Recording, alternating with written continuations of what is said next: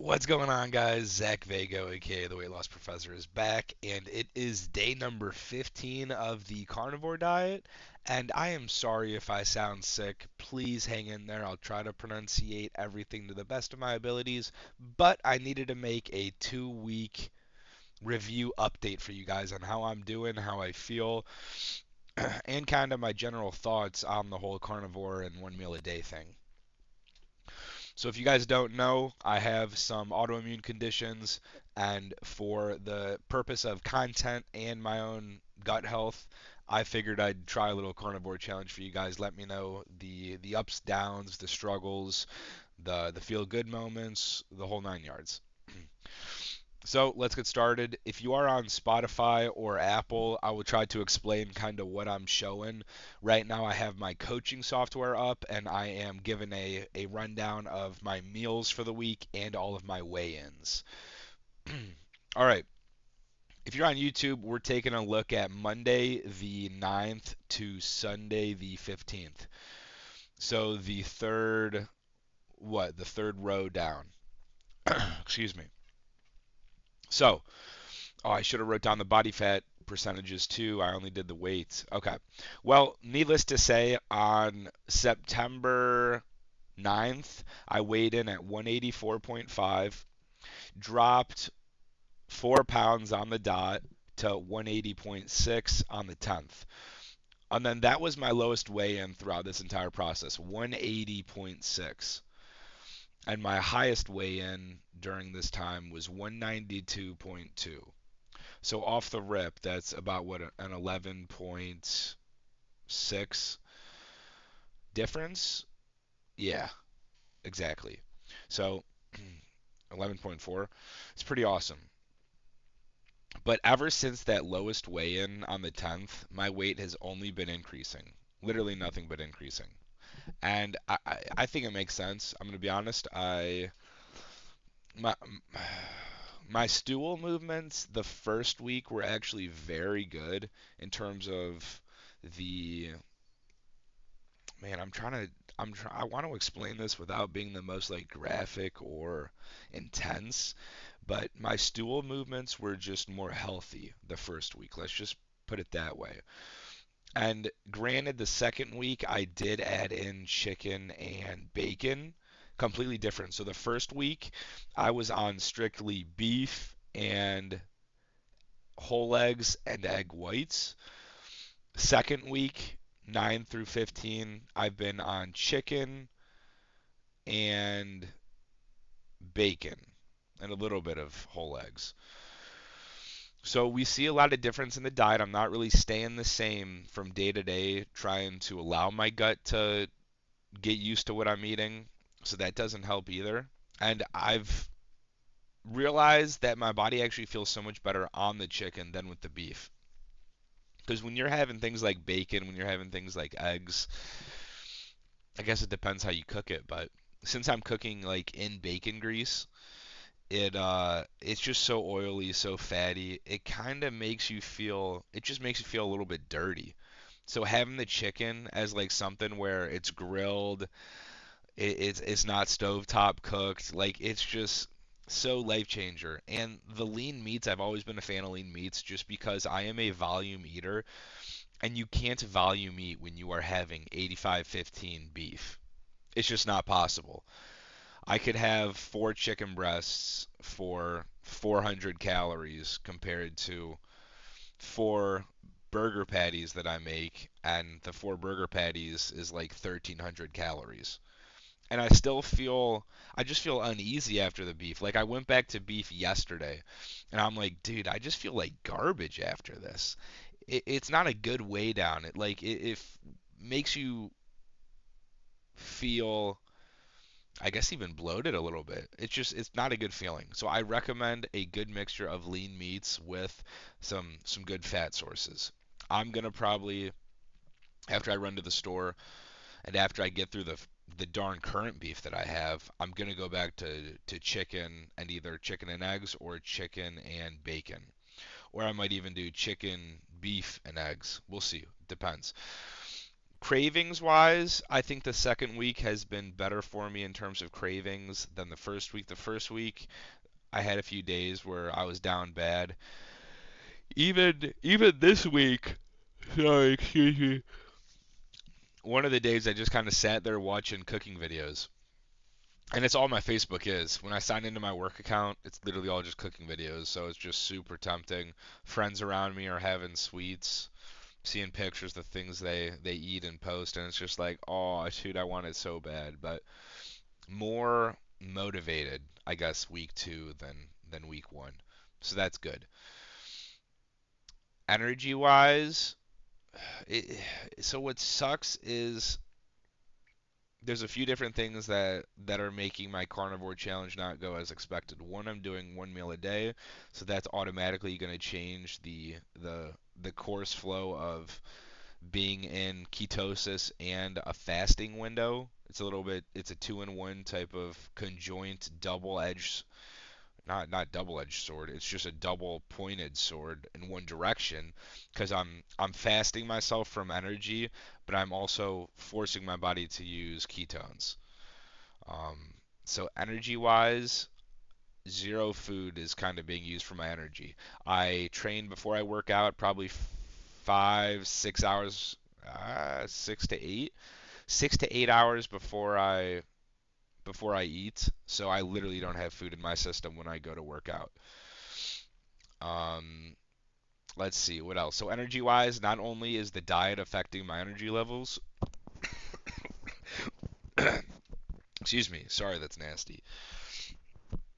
The other thing that's affecting my energy levels is obviously my sickness. I've been sick for probably the last 5 days. I had to miss the gym 2 of the days just because I literally was so exhausted. My breathing was off, my heart rate was off. My resting heart rate was like 110, and that's not normal for me. For me, my resting heart rate's like 80 on a bad day. So just off the rip, when I'm sitting there and I feel my heart rate pounding as if I had caffeine, which I didn't, by the way. I fasted from caffeine too these 2 days because I literally felt like I was dying, which isn't normal for me. I am someone who consumes caffeine by the jugs, by the grams. So for that to happen, I came off everything: weightlifting, cardio. I didn't even go on walks. So energy levels there. It's hard to judge the gym, but and I'm feeling weak now that I'm just getting back into the gym. Man, it all just sucks. Kind of takes a toll on the review of Carnivore, but I love Carnivore in a sense of it's pretty much whole foods based. Yes, a lot of meat, regardless of how you want to define it, is processed. Unless you're eating the chicken off the side of the road or the cow out of the farm, it's going to be processed. And when you dive into things like bacon, you're going to find your nitrates, your other traits, bad traits that are not good for us. And whether or not you're having the organic stuff, which I'm not. I'm doing zero grass fed, zero free range, zero organic. I am doing literally the cheapest chicken, the cheapest beef. Because a lot of people complain of, oh, I don't have enough money to spend on carnivore, or this meat is so expensive. I get it. I don't either. Nobody does, right? So I'm doing this straight up with the most basic meat, cheapest meat that I can. And I think at some point throughout this diet, what I might do is switch it from a calorie deficit to be in maybe a surplus or something, and kind of see how my body changes, how my body adapts to still only eating meat but being in a surplus. Because a lot of the things that uninformed people on social media try to say is that carnivore can be done regardless of counting calories, regardless of being in a deficit, and that you will still lose weight even in a caloric surplus, which is something I obviously disagree with. I know it's not true. I've done carnivore, I've counted calories. It's just not possible. And I think it would be cool to have some science behind that for myself and be like, hey, this is what I did for 2 weeks, and then I switched the diet entirely, and this is what I did for 2 weeks. Watch how the median weight increased once I increased calories. So I don't know. I'm thinking about different things like that. I'm thinking about switching it up to animal based at some point. Animal based is the diet that I would recommend for everyone. If you are someone who is concerned about overall health, or maybe you have an autoimmune condition, animal based is the better way to go. Add in fruits at least. Don't care if you add in honey, but animal based because of the fruit is such a good mental positive. Knowing that you get some carbs, you get sugar, you get something that's like that's sweet in your mouth, beautiful. And I like still forcing your body to make insulin. There's Man, there's not enough studies to promote this, but apparently if you're on carnivore for so long, and I'm probably talking, it's probably going to have to be upwards of like 3 to 5 years minimum. If you're on carnivore for that long, there's some studies that say you might become insulin resistant or insulin sensitive, almost like a diabetic, which is very concerning. You do not want to have your body not be able to produce its own insulin caused by your own diet. That is the worst way to become a diabetic. So yeah, but that's very long term. Nothing that's going to happen in a year doing carnivore. But why did I go into that? Fruit, mentally, physically, such a good net positive. I would recommend 10 out of 10 people to do animal based over carnivore. And here's the thing about autoimmune conditions, and that's why I brought that up. Autoimmune conditions, you kind of want to seek antioxidant based foods, and a lot of like berries are very high in antioxidants. I would always, when I was doing animal based, I was always stocking up on the big frozen bags of the antioxidant fruit mixes. I think it comes with like cherries, strawberries, blueberries, raspberries. I don't know, just a ton of berries. Beautiful. I loved it. It was so bomb. Antioxidants are key. Let's see, what else did I want to talk about? There was something. I just had something on the tip of my tongue. Oh, autoimmune conditions. So, you probably can't even see it. It's not the worst on my elbows. It's worse on my legs. I have it like everywhere on my legs. I have it in my hair. For some reason, guys, my psoriasis actually flared up horribly this past week. Maybe it was because I was grilling. Not sure. All I know is that when I am in the sun, my psoriasis becomes unbearable. It becomes scratchy and itchy for probably 2 or 3 days to come, and then it becomes super dry. Regardless of the way I'm oiling it, the way I'm putting medicine on it, the way that I'm showering, doesn't matter. It just becomes super dry out of nowhere. So psoriasis is flared up, believe it or not. And here's the thing that sucks about doing a carnivore challenge for a month or something. It's not enough. This needs to be a lifestyle. And although I've been on a low carb, very minimally processed low carb diet, it's still not enough to relieve my gut biome of anything bad. And it can take upwards of 6 months for your gut to actually fully heal itself. So I would have to do this for half a year to see quality progress. And it kind of sucks, but where some of my patches look a little bit better or maybe disappearing, other patches might be getting worse. So my psoriasis is so unique in of itself because whenever I have seen a patch disappear, I get another patch somewhere else. So I should probably do more studies on why that is, because some people when theirs disappears, they're done for good, right?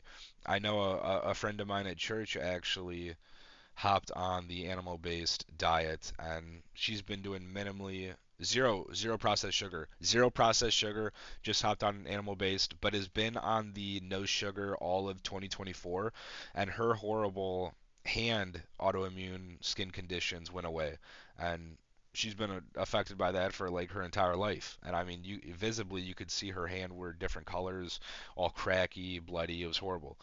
But yeah, she was able to beat it with her diet. So people can beat their autoimmune conditions with their diet, but everyone's not the same, guys. Keep that in mind. If it just because it worked for Paul Saladino doesn't mean it's going to work for your healing of your autoimmune condition. It sucks, but it's the reality of it all. So yeah, weight wise, diet wise, this is what I'm looking like for calories. This is what I'm looking like for body weight. Just for everyone on the podcasts, all of my days of eating kind of were around 1300, probably a median of 1300. So what is this? Lean ground beef, chicken breasts. I think I might have been sick that day. Monday, that might have been my sick day. Yeah, so the median, I guess I'll just explain it real quick. 500 calories on day 7, day 8 was 980, day 9 was 1160, day 10 was 1362, day 11 was 1344, day 13 was 1476, and day 14 was 1622. I don't know if I just repeated those numbers, but yeah, so you get the full range of, okay, one day I was eating 500 calories, the other one I was eating 1600. Um, Sickness, guys, lifestyle, it is what it is. Sometimes you just can't eat, and what I've been doing on this diet is actually force feeding myself. So since I'm doing one meal a day, I have to get in all my calories. And that's why I'm force feeding myself. I'm not force feeding myself because I'm hungry at 6 p.m. Because if that was the case, I would be coming in at probably 3,000 calories because I could have easily 2 of these meals, maybe 3 a day if I allowed myself multiple meals. But I don't want to. I can't. Because remember, like I talked about the 85-15 beef, 3 patties is 1,400 calories. It's literally horrible. Beef is calorically dense and it is not ideal. My protein levels have been horrid. Let me show you week 1 protein to week 2. 154 grams protein, 40%. 38% protein, 141. 43% protein, 43% protein. And then let's go to chicken meal. 51% protein. That's what I'm talking about, baby. 50% protein. This is all good. And even though, guys, it's 50% protein, you got to keep in mind my calories are so low that this isn't a good protein goal for me. I'm not even consuming my body weight in grams of protein. And that's scary for me. If this was my normal diet, I'd be adding 2 scoops of protein powder and trying to be like 225 grams protein for, 1600 calories, the same amount of calories. So this does kind of suck, and that is another downside of doing something that's like a whole foods diet because you are going to lose gains in terms of the opportunity cost, the other choice that you could be doing. If you were to just do a normal diet, sure, your gut might be a little bit unhealthy, autoimmune conditions worse, inflammation worse, joints could potentially be worse because of inflammation. But based on the allowance of calories and macros that you have, you are better able to budget it using protein powder, using things like protein bars, like low calorie substitutions to try to fill you up like a fruit or veg. It's just more ideal if we're looking at it from a numbers standpoint to do a little bit more of a minimally processed diet. So yeah, doing okay. I'm hanging in there. I'm staying strong, and I would recommend animal-based over carnivore for anyone. Don't know how long I'm going to go with this, but for now, I am okay, and I'll keep on chugging. Love you guys. Stay tuned for week number 3, and I think I'll make some more personalized videos involving my honest take and experiences being on the carnivore diet. Peace out, guys. Until next video, take care and God bless.